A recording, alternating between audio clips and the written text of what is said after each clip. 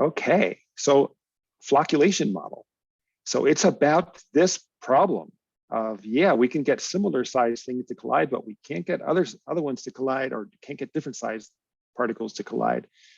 There's our picture of flocks in water, this notion that we're going to create like little snowflakes. We'd like to create lots of them and not leave any little particles behind. So we'll talk about this energy cascade that was actually related to what Eric asked earlier. We'll talk about fractals, just very briefly, this idea of particles that are aggregates like snowflakes and that end up having different properties because of the fact that they're just randomly attaching and growing. I'll introduce a predictive model that predicts how clean the water will be after running through a flocculator and having, well, how many little particles will be left behind after running through a flocculator. We'll talk about surface coverage. We'll talk about the effect of organic matter. And then this last piece, the notion that there's a maximum of the size of flocks that you can create in a flocculator that's set by how strong the shear is that the eddies are creating. So this energy cascade, this is what I was talking about with Eric, okay? That we're putting energy into the flocculator, and it is mechanical energy, potential energy initially perhaps, that is turning into velocity as the water, goes around bends, goes around contractions, it turns into higher velocity, and then it expands again, and as it expands, it slows down and turns into turbulence, turns that kinetic energy into turbulence. The source of that turbulence could be from flow expansions, or it could be from wall shear. Those are the two sources of energy loss, right? Head loss is one of those two things. And then we get turbulence. And then the very last step, we get viscosity, killing that turbulence, damping it out and turning it into heat. So this is a little conceptual model of what's happening. There's an eddy above us that's spinning. There's an eddy below us that's spinning. And the net result is that from our perspective, we're being pushed in that direction and we're being pushed in this direction.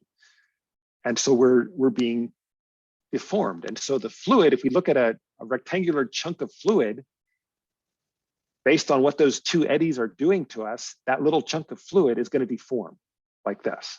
Make sense? And that little deformation is what's going to move particles that relative to each other that are embedded in that fluid. So here's another animation of this idea. So the fluid is being deformed continuously. Granted, there's randomness because these eddies are moving around and dying all the time. And so it's not like this deformation is happening continuously at one spot in the same direction, but it's changing direction. It's moving back and forth. It's moving in random ways, depending on where the eddies are. Shear stress is equal to the dynamic viscosity times du dy, or the change in velocity over the change in height, change in h. And we can get rid of that, or we can replace that v divided by h, or just the velocity divided by height, as a velocity gradient. The length terms cancel out and we just have units of per time. And it ends up being convenient for us often to be using kinematic viscosity. So there's the equation written in terms of kinematic viscosity as well. So this G is a measure of how fast is the deformation happening. If it's happening really fast, it's a high G. And we get this motion in the fluid. And I think I showed you this before, and we get these potential for particles to collide depending on how they're oriented. So there's randomness behind this, but there's this continual random deformation of the fluid that provides an opportunity for there to be particle collisions. So if I want to deform the fluid faster, what can I do? So I'd like to have even more powerful eddies, faster eddies. I need more energetic eddies. So I need more head loss. I need more energy coming into the system, which means I need more potential energy or kinetic energy that's coming in, that's being turned into turbulence, and then ultimately turned into viscosity and heat. And the two mechanisms that we have are wall shear and flow expansions. So those are the things that are our friends in this case. And this is very different. Usually in civil engineering and environmental engineering, we'd like to eliminate head loss. Head loss is a problem. We would like to reduce head loss in a pipeline. But in this case, it's actually the head loss in the flocculator, the change in water level across the flocculator, that is powering the fluid deformation, and that is doing our work for us. So we'd like to do it efficiently, but we have to use energy to get this process done. So there's this notion that viscosity ends up playing this role in dissipating the kinetic energy and turning it into heat. So that energy dissipation is a term that we can talk about. So what is this energy dissipation rate? You can read about it in the textbook. So head loss is about dissipating mechanical energy into heat. And so you can write an equation that says, well, G times head loss, that's the amount of energy mechanical energy that I'm losing, and it must be dissipated in some time. So if epsilon is my energy dissipation rate, and if I'm losing energy over some time, the amount of energy that I lose over time must equal the amount of energy that I've lost. Okay, so G times head loss is equal to the rate at which I'm dissipating energy and the time over which I lose that energy. So I have an equation for the energy dissipation rate, which means that if I know that, for example, in this pipe that is 10 meters long, I lose 10 centimeters of potential energy, of mechanical energy, I know that my head loss is 10 centimeters. And if I know that the water takes 10 seconds to go through that pipe, I know that I lose those 10 centimeters of energy in 10 seconds. So I lose a centimeter every second. And if I multiplied my head loss times G, I would have units of energy. And I could calculate how much energy I'm losing per second. I can actually get like watts per kilogram. So there's two sources of this energy. We could use wall shear, or we can use expansions that are jets, flow expansions that are essentially jets of fluid that are going to create lots of turbulence. There's the units of the energy dissipation rate. It's watts per kilogram. And then I'm just playing with units. At the end, you can see that it's equal to meters squared per second cubed.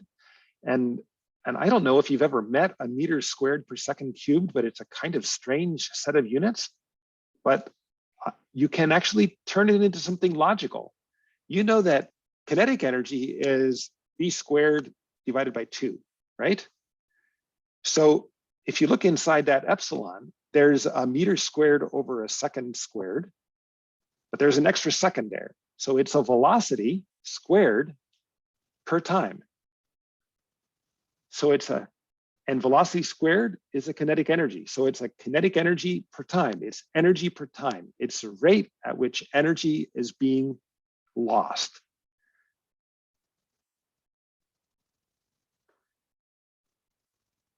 And then viscosity connects to that energy dissipation rate. So a very viscous fluid, think honey, won't deform very much, meaning that G will be small, even if we give it the same energy dissipation rate. So given the same energy dissipation rate, you can think about how much energy are you putting into moving a spoon through your cup of coffee versus a cup of honey. And you could put the same amount of energy in both cases. You'd end up moving your spoon a lot less far in the honey, which means that the honey is doing less deformation. So this is a case where you could use simple dimensional analysis to get a relationship between viscosity and energy dissipation rate and G. So here's the idea. in our flocculator, the water level is going to change from one end of the flocculator to the other end of the flocculator. So we're going to lose mechanical energy.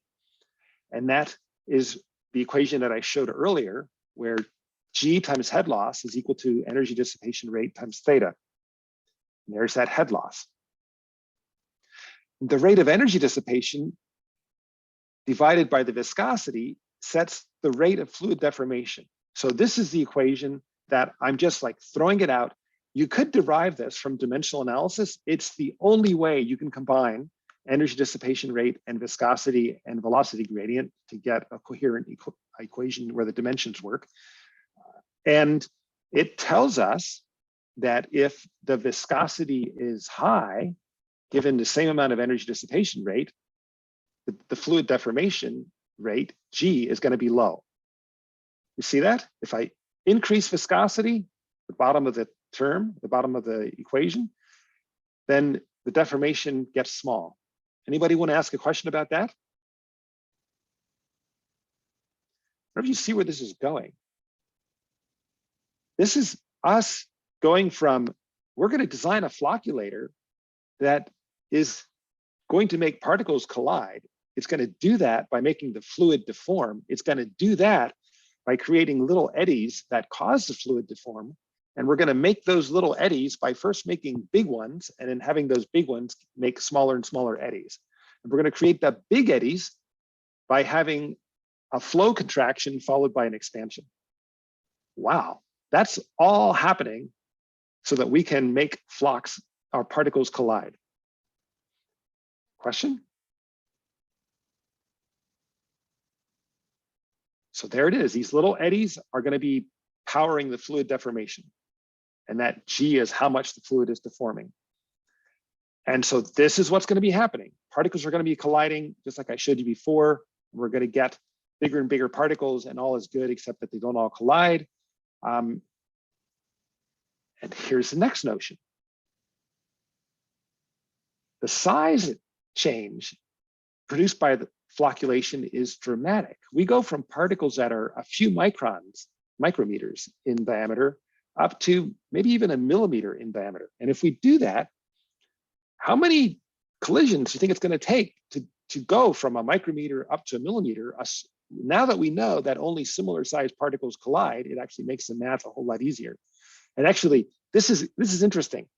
You know, I just pulled you through this path of taking this hypothesis that only similar sized particles can collide.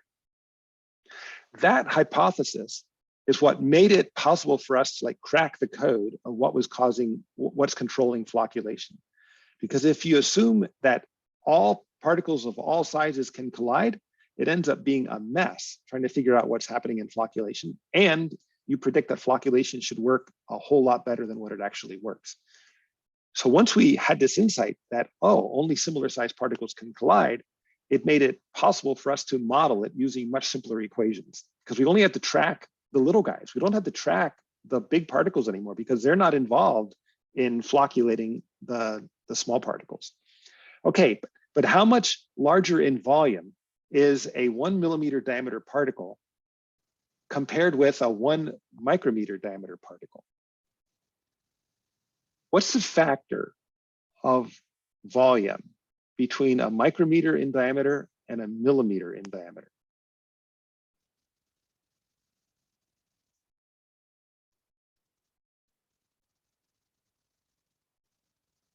Anybody want to jump in?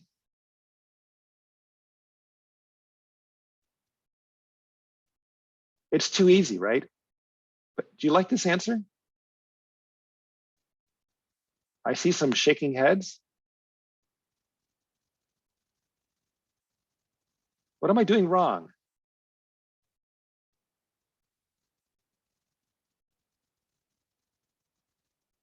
It is a factor of 1,000 bigger in terms of diameter, but in terms of volume. So let's add some more zeros. Wow. So we're increasing the volume of particles by a factor of 1 billion. Isn't that pretty amazing? Okay. And so you can think, well, then how many collisions do we have to have? So one collision, 1 + 1 is 2, and 2 + 2 is 4, and you keep on going. And the number of original particles in the flock is 2 to the n, where n is the number of collisions. And so then we'd like to know, well, okay, we want to get n to be 1 billion. So there'd be 1 billion particles in one flock. Okay? You might be thinking there's a problem here, but the logic so far seems good to me. It's wrong, but it seems good. So there'd be 1 billion particles in that flock. And so we want n to be, so we want 2 to the n. Sorry, I'm not sure what I just said. N is the number of collisions, and we'd like 2 to the n to equal 1 billion. And we can use our friendly logs, and we can solve for n equals 30, which is the origin of the classic story of, you get someone to promise to pay you 1 grain of rice today and then 2 grains of rice tomorrow and double it the next day. Okay, so that's kind of what we're doing here. We're doubling this flock every day for 30 days. And at the end, it is 1 billion times bigger than what we started out as. And it just took 30 days. So over 1 collision per month would do this. But there's one big assumption here that is messed up. And that is, this assumes that volume is conserved. And that would mean if volume were conserved, we would take 1 billion clay particles and they would aggregate and they would form,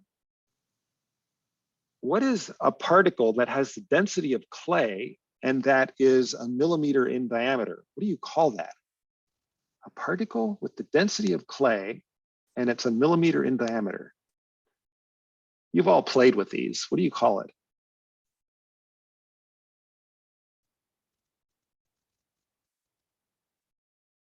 It's called sand. This would be amazing if we could take clay particles and have them collide and form sand grains. That would make the rest of our work a whole lot easier, but that's not what happens. They don't actually stack all nicely together and form a solid sand grain. They are really fluffy and they kind of, they hit where they hit and they don't reorganize to make a nice tight sand grain. So volume is actually not conserved, and that's where this idea of fractals comes in.